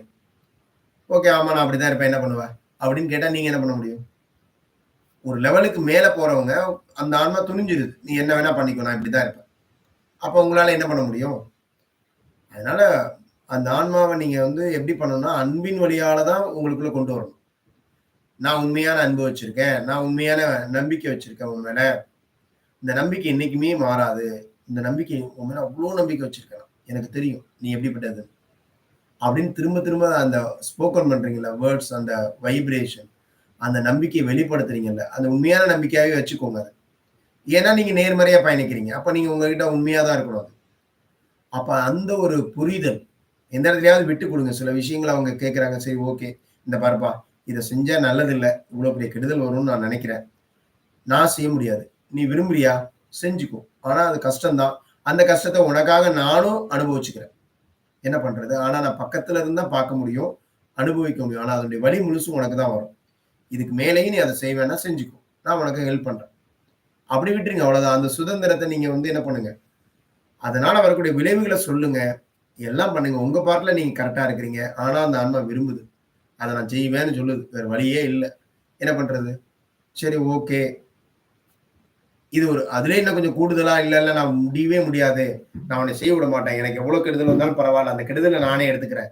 என்னுடைய ஆன்ம சுதந்திரம் பாதிக்கட்டும். என்னுடைய ஆன்மா முன்னேற்றம் போனாலும் பரவால்ல. மனசார நீங்க என்ன பண்றீங்க? அந்த ஆன்மா பாதிச்சிடக்கூடாதுங்கிறதுக்காக எல்லா பழியும் நீங்களே எடுத்துக்கிறீங்க. அது இன்னும் உயர்ந்த நிலை. அப்படி பண்ண முடிஞ்சுது. அதாவது கோபம் கோபம் இல்லாம அந்த ஆன்மாவ பாதிக்காம, அந்த ஆன்மாவுக்கு வந்து இது குடுக்காம, அந்த ஆன்மாவுடைய நல்லதுக்காக நீங்க ஏத்துக்கிறீங்க எல்லாத்தையும். கொஞ்ச நாள் ஆகும். அந்த ஆன்மா அத புரிஞ்சுக்கிறதுக்கு. சரிங்களா? ஆனா சின்ன சின்ன விஷயங்களை எல்லாம் நம்ம என்ன பண்ணலாம்? விட்டுக் குடுக்கலாம். பொறுமையாக அவங்கள்ட்ட ஹேண்டில் பண்ணுங்க. பொறுமையா பேசுங்க. பொறுமையா வச்சுக்கோங்க. 2 பேருக்குள்ள கருத்து வேறுபாடுகள் வரணும். ஆனா மன வேறுபாடு வரக்கூடாது. கருத்து கண்டிப்பா வேறுபடும். எல்லாருக்கும் ஒரே மாதிரியான கருத்துக்கள் இருக்காது. அப்ப அவங்க கருத்துக்கள் மாறுபடுறது தப்பே கிடையாது. ஆனா மனசு வேறுபட்டுருச்சுன்னா அவ்வளவுதான். அந்த விஷயம் தான் நம்மளுடைய அன்ப பாதிக்கக்கூடிய விஷயமா இருக்கும். அந்த மாரி வார்த்தைகள் ஒரு சண்டை வருது, அது வருதுன்னா தவிருங்க. அதெல்லாம் விட்டுட்டு அப்படியே அடுத்து எல்லா இடத்துலயும் என்ன பாராட்டுறதுக்கு என்ன இருக்குன்னு டெய்லி பார்த்துட்டே இருங்க. என் வாழ்க்கை துணைட்ட இன்னைக்கு என்ன பாராட்டுறதுக்கு இருக்கு? ஒரு சின்ன விஷயம் கிடைச்சா கூட, அத அழகா பெருசா பாராட்டுங்க. அப்ப அத பெருசா நீங்க பாராட்ட என்ன ஆகும் அப்படின்னு கேட்டீங்கன்னா, அவங்க கிட்ட நல்ல விஷயம், அவங்க நல்ல வழிய நோக்கி அவங்கள திருப்பி விடுவீங்க நீங்க. அந்த ஒரு தன்மைக்குள்ள நீங்க எப்பயுமே இருந்துக்கோங்க. ஏன்னா வாழ்க்கை துணை அப்படின்றவங்க நமக்கு இந்த வாட்டி இவங்க கிடைச்சுட்டாங்க. அதனால நமக்கு ஒரு குழந்தையும் வந்துட்டாங்க. ஸோ அவங்கள போய் இப்பயும் போய் நான் இப்படி நினைச்சேன், அப்படி நினைச்சேன் கிடைக்கல அப்படின்லாம் சொல்லிட்டு இருந்தா ஒண்ணும் ஆவாது. சரிங்களா? இவங்க கூட நம்ம எப்படி நல்லா வாழலாம்? இவங்க கூட நம்ம எப்படி இருக்கிறது? அததான் நம்ம பார்க்கணும். அதுல நம்ம எப்படி உண்மை அன்கண்டிஷனலான லவ் அவங்களுக்கு குடுக்க முடியும்? எப்படி அவங்களுக்கு இம்பார்ட்டன்ஸ் குடுக்க முடியும்? நம்ம என்னென்ன வகையெல்லாம் முக்கியத்துவத்த குடுக்கலாம்? அப்படிங்கிறத பார்த்து நேர்மறையான முறையில நீங்க அந்த வாழ்க்கைய, அந்த குடும்பத்த ஆ ரொம்ப அழகா கொண்டு போணும். அந்த குழந்தைக்கு ஒரு நல்ல வழிகாட்டியா நீங்க இருக்கணும். இதுவே ஒரு சேவை தான். சரிங்களா? அடுத்ததா பார்த்தீங்கன்னா, குழந்தைகள். நம்ம கிட்ட வந்திருக்க குழந்தைகள் நம்மளுடைய அடிமைகள் அல்ல. அவங்க நம்மள ஏதோ ஒரு காரணத்துக்காக தேர்ந்தெடுத்திருக்கிறாங்க. அதனால அவங்களுக்கு நீங்க நன்றி சொல்லணும். ஏன்னா, அவங்க வரலன்னா உங்களுக்கு புதிய ஒரு பதவி கிடைச்சிருக்காது. அம்மா, அப்பா அப்படிங்கிற பதவி. அப்ப அவங்க தான் நமக்கு என்ன பண்ணியிருக்காங்க, அந்த அந்த ஒரு உறவு, அந்த ஒரு சக்திய குடுத்துருக்காங்க. ஒருவேளை அவங்க வரலன்னா இந்த போஸ்ட்டே நமக்கு இருந்திருக்காது. அப்ப அவங்க வந்துட்டாங்க இல்லையா? நம்மள தான் விரும்பியிருக்காங்க. ஏதோ ஒரு காரணத்துக்காக நம்மள தேர்ந்தெடுத்திருக்காங்க. அந்த குழந்தைக்கு முதல்ல நன்றி சொல்லணும். "அப்பா நீ எனக்கு இந்த போஸ்ட்ட குடுத்த. இது மாரி வந்தல்ல அதுக்கே நன்றி." அந்த குழந்தை மேல அன்பு தான் இருக்கணுமே தவிர மோகம் இருக்கக்கூடாது. அந்த அன்பு என்ன பண்ணும்? அதனுடைய சுதந்திரத்துல தலையிடாது. அதோடைய சுதந்திரத்துல எப்பயுமே தலையிடாது. அதுக்கு சரியான வழிய மட்டும் காட்டும். அப்ப ஒரு குறிப்பிட்ட வயசு வரையும் அதுக்கு எது நல்லது, எது கெட்டது, எது தர்ம வழி, எந்த வழியில நீ உன்னுடைய வாழ்க்கை தொடரணும், எது இந்த உலகத்துல முக்கியம், இந்த உலகத்துல உறவுகளும், மனிதர்களும், உயிர்களும் முக்கியம், அன்பு தான் ரொம்ப முக்கியம் அப்படிங்கிறதெல்லாம் நீங்க உங்களுடைய செயல்களின் வழியாக அந்த குழந்தைக்கு நீங்க உருவாக்கி குடுத்தரணும். அப்ப போய் நீ பணம் அதுகிட்ட பணம் தான் முக்கியம், பொருள் தான் முக்கியம், அது இது எல்லாத்தையும் திணிச்சு விட்டுட்டு, நாளைக்கு அந்த குழந்தைகிட்ட இருந்து அது வந்துச்சுனாலோ, அந்த குழந்தையினால இந்த சமுதாயம் பாதிக்கப்பட்டாலோ, அதுக்கு முதல் காரணம் இந்த தாய் தந்தையர் தான். அந்த ஆன்மா நல்லது செய்யறதுக்காக தான் வந்துச்சு. ஆனா அந்த ஆன்மாவ மாத்தி விட்டது யாரு? நம்ம பார்த்தோம்ல ஒரு ஒரு கதை ஒண்ணு பார்த்தோம்ல. ஒரு மோசமான அம்மாவுக்கு பிறந்த அந்த குழந்தை, அது என்ன பண்ணுச்சு? நல்லதுக்காக அந்த மோசமான அம்மாட்ட பொறந்துச்சு. ஆனா அந்த அம்மா என்ன பண்ணுச்சு? அத இன்னும் மோசமாக்கி விட்டுச்சு. அதனால அந்த அம்மாவுக்கும் தண்டனை கிடைச்சுதா இல்லையா? அந்த கதைய பார்த்தோம்ல. அப்ப அந்த மாதிரி இங்க நமக்குள்ள வர்ற குழந்தைய நல்லபடியா உருவாக்குறது அப்படிங்கிறதே ஒரு உண்மையான சேவை. அதனுடைய சுதந்திரத்துல தலையிடக்கூடாது. அதனுடைய வாழ்க்கையை தேர்ந்தெடுக்கிற சுதந்திரத்திலயோ, அல்லது படிப்பை தேர்ந்தெடுக்கிற சுதந்திரத்திலயோ, சரிங்களா? இதுலயெல்லாம் நம்ம தலையிடக்கூடாது. அது அதனுடைய கனவு. அந்த கனவ நீங்க தடை பண்ணுனீங்கன்னா, திரும்ப திரும்ப அந்த பிறக்கக்கூடிய சூழல நீங்க உருவாக்குறீங்க. உங்களுடைய கர்ம வினையில அது பாதிப்பை ஏற்படுத்தும். அப்ப நீங்க என்ன பண்ணணும்? அந்த குழந்தைய ஒரு ஒரு குறிப்பிட்ட வயசுக்குள்ள ஒரு 7 வயசு, 8 வயசு, 10 வயசுக்குள்ளேயாவது, குறைந்தபட்சம் ஒரு 8ஆம் வகுப்பு படிக்கக்கூடிய வயசுக்குள்ள, நீங்க நல்ல வழிகள அதுக்கு உருவாக்கி குடுத்துறணும். எது சரி, எது தவறு அப்படிங்கிறத உங்களுடைய செயல்கள் மூலமா, சும்மா போதனை பண்ணா பத்தாது. உங்களுடைய செயல்கள் மூலமா, நீங்க வாழ்ந்து காட்டுறதன் மூலியமா, நீங்க அத எப்படி பின்பற்றுறீங்களோ, அந்த உண்மையான இது மூலியமா அந்த குழந்தைக்கு நீங்க உருவாக்கி ஆ என்ன பண்ணணும்னா, புரிய வச்சரணும். அப்படி புரிய வச்சுட்டீங்க அப்படின்னா, அந்த குழந்தை இந்த வழியிலேருந்து என்னைக்குமே மாறாதுங்க. அதுக்காக கண்டிப்பா அந்த குழந்தை உங்களுக்கு அது இந்த சமுதாயத்துக்கு ஒரு நல்ல குழந்தைய குடுத்திருக்கிறீங்கன்னு அர்த்தம். அந்த குழந்தையினுடைய முழுமையான நோக்கத்தை நீங்க நிறைவேத்தி இருக்கிறீங்கன்னு அர்த்தம். சரிங்களா? அப்ப அந்த மாதிரி ஒரு குழந்தைய உருவாக்குங்க. அதுக்கு உற்சாகமா குடுங்க. நீங்க ஒரு முன்மாதிரியா வாழுங்க அந்த குழந்தைக்கு. உறவுகள் அப்படிங்கிறது அவங்க இல்ல அப்படின்னா நாம இல்ல. அந்த உறவுகள் நமக்கு ரொம்ப முக்கியம். அவங்களுக்கும் நம்ம எப்பயுமே அன்ப குடுக்கணும். அன்ப கணக்கு வச்சு குடுக்காதீங்க. கணக்கு பண்ணி அன்ப செலுத்தாதீங்க. அவங்களுக்கு முக்கியத்துவம் குடுங்க. அவங்க வசதியா இருக்கலாம், வசதி இல்லாம இருக்கலாம். அழகா இருக்கலாம், அழகு இல்லாம இருக்கலாம். சரிங்களா? அவங்க நல்லா பேசலாம், நல்லா பேசாம இருக்கலாம்.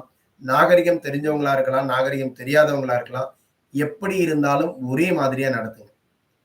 எல்லாருக்கும் ஒரே நிலைய நீங்க வச்சுக்கோங்க. உங்க மனசுல அந்த அன்புன்ற விஷயம் இருந்துச்சு அப்படின்னா, அதுதான் அகத்தினுடைய அழகை பார்க்கும். அப்பதான் அவங்களுடைய அன்பை உங்களால உணர முடியும்.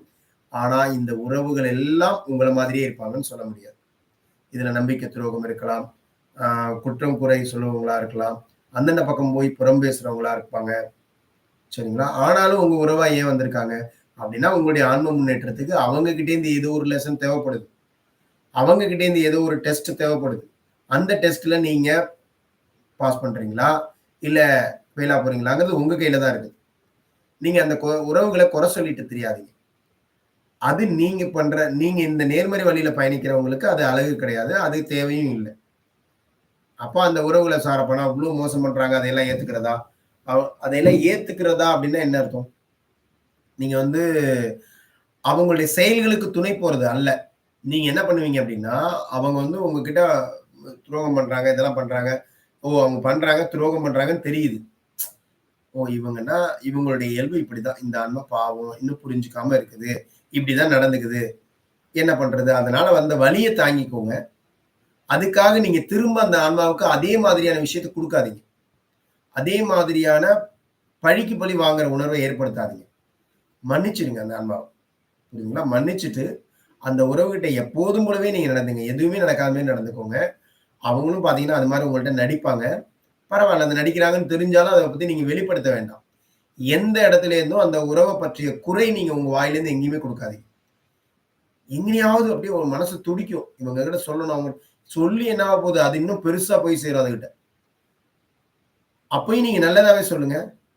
அந்த நல்லதா சொன்னா உங்கள பத்தி யாருக்குமே எதையுமே சொல்லவே வழி இருக்காது. இன்னைக்கு நெறைய உறவுகள் கலஞ்சு போறதுக்கு காரணம், நம்ம யார பத்தியாவது யாருகிட்டயாவது எதையாவது ஒரு குறைய சொன்னோம்னா, அந்த குறை பல மடங்கு பெருகி போய் அவங்க கிட்ட போய் சேரும்.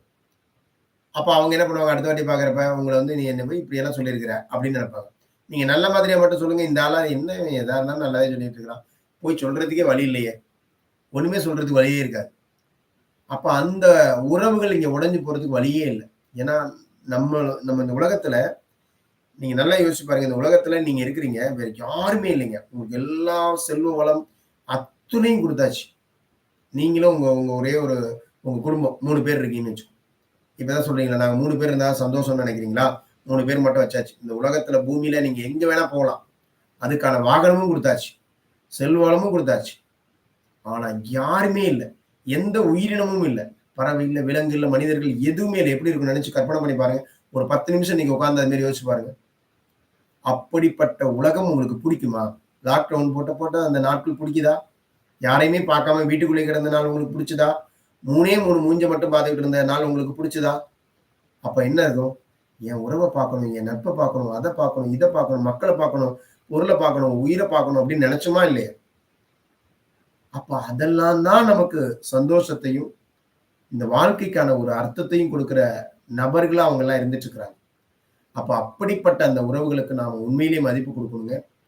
அவங்களையும் நீங்க உங்க கூட அவங்க வந்து சம்மந்தப்பட்டிருக்காங்கன்னா, கண்டிப்பா அவங்களும் ஏதோ ஒரு பிறவில இந்த பிறவில வேற ஒரு உறவா இருப்பாங்க. போன பிறவில அவங்க உங்களுக்கு அம்மாவா இருந்திருக்கலாம், அப்பாவா இருந்திருக்கலாம், உங்க வாழ்க்கை துணையா இருந்திருக்கலாம், ஏன் உங்களோட பிள்ளையா கூட இருந்திருக்கலாம். நீங்க கூட அவங்க அப்பாவா இருந்திருக்கலாம், அவங்க கூட உங்க அப்பாவா இருந்திருக்கலாம். என்னமோ ஒண்ணு. இல்லைன்னா அவங்க இப்ப உங்களோட தொடர்புபட வாய்ப்பே இல்ல. உங்களோட லிங்க் ஆக வாய்ப்பே இல்ல. சம்பந்தமே இல்லாம எங்கேயோ ஒருத்தர் திடீர்னு உங்களுக்கு சம்மந்தப்படுறாருன்னா என்ன காரணம்? அவங்க உங்களுக்கு ஒவ்வொரு பிறவிகளையும் இந்த உறவுகள்ல ஏதாவது ஒரு உறவா இருந்திருப்பாங்க. சரிங்களா? நட்பா இருந்திருப்பாங்க, வாழ்க்கை துணையா இருந்திருப்பாங்க, தாயா இருந்திருப்பாங்க, அம்மாவா இருந்திருப்பாங்க. எப்படி வேணா இருந்திருப்பாங்க. அதனால தான் அந்த உறவு இப்ப என்ன பண்ணுது? உங்ககிட்ட திரும்பவும் உங்களுடைய வாழ்க்கையோட அது கனெக்ட் ஆகுது. அந்த ஒரு புரிதல் இருந்துச்சு அப்டின்னா, நம்ம என்ன பண்ண மாட்டோம்? எல்லா உறவுகளையும் வெறுப்பா பார்க்க மாட்டோம். அவங்க கிட்ட நீங்க எப்பயுமே உங்ககிட்ட பேசுனா அவங்களுக்கு ஒரு ஆறுதல் கிடைக்கிற மாரி பேசுங்க. உங்ககிட்ட பேசுனா ஒரு நம்பிக்கை கிடைக்கிற மாரி பேசுங்க. அப்ப அவங்க உங்ககிட்ட வந்து ஒரு டிரான்ஸ்பரன்சி அவங்க கிட்ட எப்பயுமே வெளிப்படையா இருங்க. எதையும் மறைச்சு பண்ணாதீங்க. எத தேவையில்லாம சொல்ல வேண்டியதோ, அத சொல்ல வேண்டியதில்ல. ஆனா பிளான் பண்ணி மறைக்காதீங்க. எதார்த்தமா இருங்க. சில பேர் இதெல்லாம் தெரியக்கூடாது அவங்கள்ட்ட. தெரிஞ்சா கண்ணு வச்சுருவாங்க. அப்படியெல்லாம் தெரியும்போது அது ரொம்ப சங்கடமா இருக்கும். வேண்டியதில்ல. உங்களுடைய இயல்பு என்னவோ எதார்த்தமா இருங்க. அப்படி இருந்தா அந்த உறவுகள் உங்க கூட வாழவும், அவங்க கூட ப பழகவும் அவங்க சந்தோஷப்படுவாங்க. அப்படிப்பட்ட உறவுகள உருவாக்கக்கூடியவங்களா இருங்க. நட்பு அப்படின்றது நம்பிக்கையின் அடிப்படையில உருவாக்கப்படுறது. அது உண்மையான அன்பை வெளிப்படுத்தக்கூடியதா இருக்கிறது. அங்க வெளிப்படைத்தன்மை இருக்கணும். எப்ப நம்பிக்கை சிதைந்து போகுதோ, அப்ப அந்த நட்பு இல்லாம போயிடும். நான் இப்ப தான் சொன்னேன். நட்புகள்ங்கிறதும் உங்களுக்கு ஏற்படுது அப்படின்னா திடீர்னு, அது உங்களுடைய ஏதோ ஒரு உறவு. அதனால தான் அது உங்களுக்கு இன்னைக்கு அது இந்த பிறவியில நட்பா வந்து மாட்டுது. சரிங்களா? அப்போ ஒரு வெளிப்படைத்தன்மை இருக்கணும். அவங்க கிட்ட உண்மை இருக்கணும். உண்மையா அந்த நட்புகிட்ட நடந்துக்கோங்க. சும்மா பொய்யெல்லாம் அது சந்தோஷப்படுங்கிறதுக்காக, அது செய்ற தப்பையெல்லாம் பாராட்டுறதும், அது செய்ற அதுகிட்ட உங்களுடைய அன்ப பெறணுங்கிறதுக்காக பொய் சொல்றதும், இது எல்லாமே அந்த நட்ப முறிக்கக்கூடியதா இருக்கும். நட்புங்கிறது அழக பார்த்து வரக்கூடாது. அதனுடைய பொருளாதாரத்த பார்த்து வரக்கூடாது. சரிங்களா? அது அது உங்களுக்கு உங்களுக்கு ஏதாவது பெனிஃபிட்டுக்காக வரக்கூடாது. உண்மையான அன்பின் வெளிப்பாடா இருக்கணும். உண்மையான ஆத்மார்த்தமான அன்ப குடுக்கக்கூடியதா இருக்கணும். நீங்க ஒரு உதவி செய்றீங்கன்னா, அதனுடைய உள்நோக்கம் அது அன்பின் அடிப்படையா இருக்கணுமே ஒழிய, அதுகிட்டேருந்து ஏதாவது பெறணுங்கிற அடிப்படையில இருக்கக்கூடாது. சரிங்களா? அப்படி இருந்தா தான் அது உண்மையான உதவி. உணர்றீங்க. அந்த அந்த நட்ப வந்து உணரக்கூடிய ஒரு தன்மையில இருங்க. அவங்களுக்கு ஒரு ஆறுதலா இருங்க. எப்பயுமே எதையுமே அந்த நட்புகிட்டேருந்து எதிர்பார்க்காதீங்க நீங்க. நீங்க எப்பயுமே கொடுக்கக்கூடிய நபரா மட்டுமே இருங்க. உங்களுக்கு தேவையானது எல்லாம் தானாவே வரும். நீங்க எதிர்பார்த்து ஏதாவது குடுத்தீங்க அப்படின்னா, அங்க ஏமாற்றம் தான் வரும். எங்க எதிர்பார்ப்போட கொடுக்கப்படுகிறதோ, அங்க ஏமாற்றம் தான் வரும். ஏமாற்றம் வருகிற பொழுது, உங்களுக்கு வெறுப்பு வரும், எரிச்சல் வரும், அதனால் கோபம் வரும். அப்ப நீங்க நேர்மறை வழியிலேருந்து முழுசா பின்னாடி போயிடுவீங்க. நீங்க பாட்டுக்கு என்ன, என் இயல்பு இதுயா, எல்லாரையும் அன்பா வச்சுக்குவேன், எல்லாரையும் அன்பா இருப்பேன், எல்லாரையும் அன்பா நடந்துக்குவேன். இதுதான் என்னுடைய தன்மை. உண்மையா இருப்பேன். முடிஞ்சுது. அப்ப என்னுடைய நட்புகளை எல்லாம் நான் இவ்ளோ நேசிக்கிறேன். அவங்க நேசிக்கலையே உங்க மேல. அவங்க நேசிக்கலன்னா அது அவங்க விருப்பம். ஏன் நான் நேசிக்கிறேன். இது என்னுடைய சுதந்திரம். அவங்க நேசிச்சு தான் ஆவணும்னு நான் கட்டாயப்படுத்த முடியாது. அவங்க என்னோட நட்பா இருக்கணுங்கிறத நான் கட்டாயப்படுத்த முடியாது. ஆனா நான் நட்பா இருப்பேன் அப்படிங்கிறது என் சுதந்திரம். இதை யாரும் தடுக்க முடியாது. நீங்க நினைச்சு பாருங்க, யாராவது நட்போட எதுவுமே பேசாம இருங்கன்னா, ஓகே நான் பேசாம இருப்பேன். ஆனா நான் மனசுக்குள்ள பேசிட்டே இருப்பேன். ஆத்மார்த்தமா பேசிட்டு இருப்பேன். இது யாரால தடுக்க முடியும்? சோ அதுதான் உண்மையான அன்பு. நான் மனதார அவங்களுக்கு உதவி செய்வேன். மனதார நான் அவங்களோட டெய்லி பேசிட்டு தான் இருக்கிறேன். ஏதாவது எடுத்து பேசினா தான் பிரச்சனை. நான் இதிலே பேசிட்டு இருக்கேன். என்ன பண்ண முடியும்? அதுதான் உண்மையான நட்பு. அப்ப அவர் அத உணர்றாரா? அவங்க உணரலாங்களா? அந்த நட்பு உங்கள உணரலையா? அத பத்தி உங்களுக்கு கவலை கிடையாது. ஏன்னா நான் அப்படியெல்லாம் எதிர்பார்க்கல. அப்படி ஒரு விஷயத்த உங்களால கொண்டுட்டு போக முடிந்தால், அப்படிப்பட்ட ஒரு நட்பு உங்களுக்கு நிச்சயமா கிடைக்குங்க. உங்கள பத்தி நீங்க முதல்ல நான் யார்? உங்க கண்ணாடிக்கு முன்னாடி போய் நின்னு பாருங்க இன்னைக்கு. நீங்க யாருங்கிறத. உங்க உடம்பு, உங்களுடைய மூஞ்சி, உங்களுடைய கண்ணு இது எல்லாத்தையும் போய் பாருங்க. பார்த்துட்டு குறை கண்டுபிடிக்காதீங்க. எவ்வளோ அற்புதமான ஒரு நபரா நான் இருக்கிறேன். எப்படி நான் உண்மையிலேயே எல்லார்கிட்டயும் அன்பா நடந்துக்கிறேன். எல்லாரும் என்னை காயப்படுத்தினா கூட நான் எப்படித்தான் அவங்க கிட்ட அன்பா நடக்க முடியுது. உண்மையிலேயே நான் நெறைய இடங்கள்ல ஜெயிச்சு வந்திருக்கிறேன். நெறைய இடங்கள்ல ஜெயிச்சு வந்திருக்க நான், என்னால இனிமேலும் ஜெயிக்க முடியும்.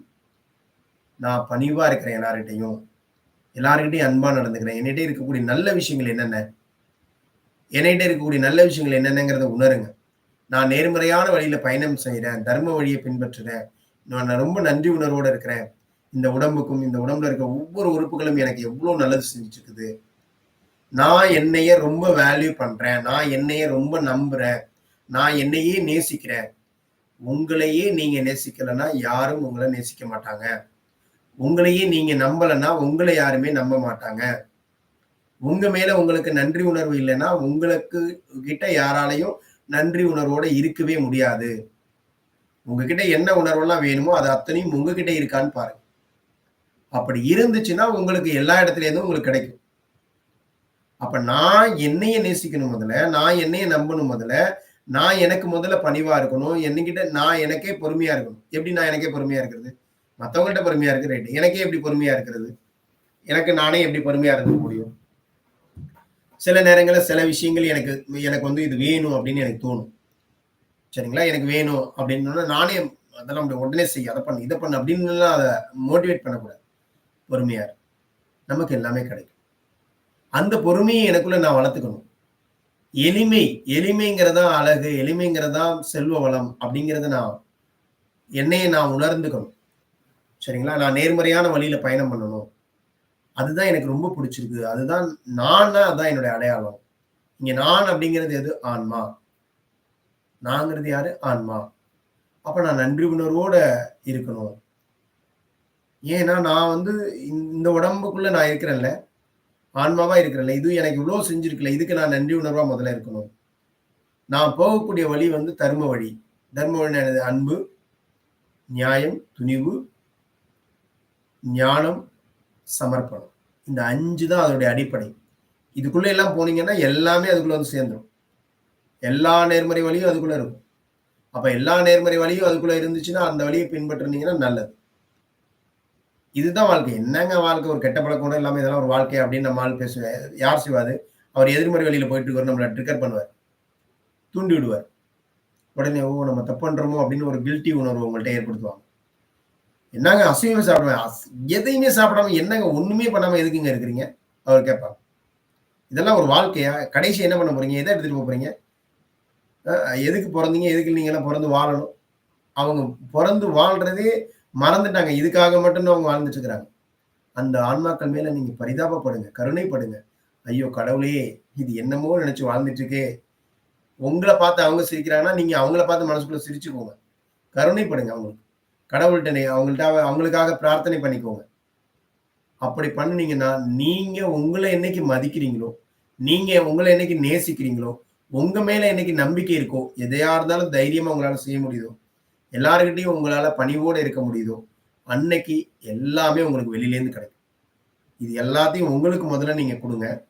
உங்களுக்கு வெளியிலேருந்து கிடைக்கும். மொத்த உருவமா நீங்க மாறுங்க.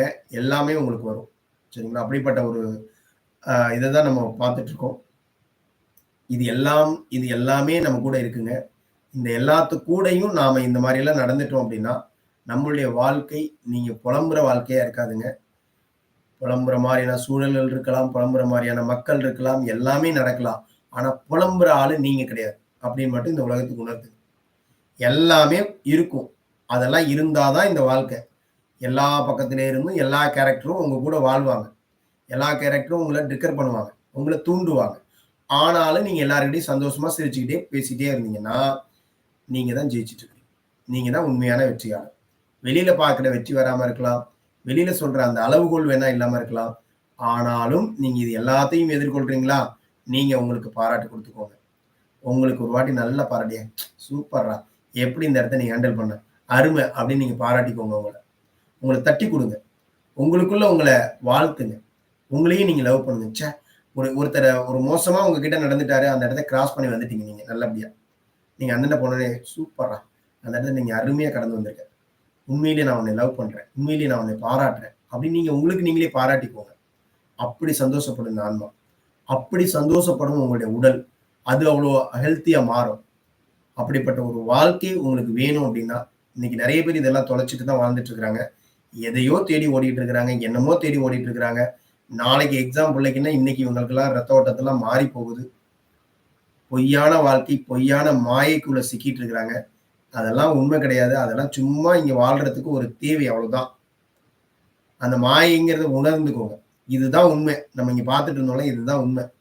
இந்த உண்மைய பெருசாக்க பாருங்க. இந்த உண்மைய உண்மையாக்க பாருங்க. அதில் நீங்க வாழுங்க. இந்த ஒரு புரிதலோட இன்னைக்கு நிகழ்வ நம்ம நிறைவு பண்றோம். நன்றி.